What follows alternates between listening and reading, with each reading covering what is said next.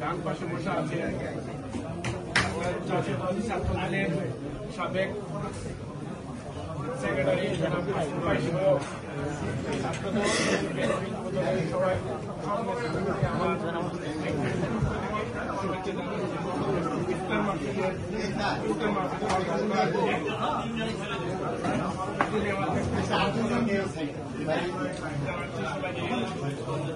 শুভেচ্ছা সংগ্রামী উপস্থিতি। আপনারা জানেন আমি গত কয়েকদিন আগে দেশ থেকে এসেছি। দেশে এখনো বিএনপির যে অবস্থা, এই অবস্থায় আমরা মোটেও ঠিক নয় যে যাব, কিন্তু আমাদেরকে কষ্ট করতে হবে, আমাদেরকে আবার আন্দোলনে যেতে হবে। কারণ এই সরকার আমার মনে হয় না খুব তাড়াতাড়ি নির্বাচন দেবে।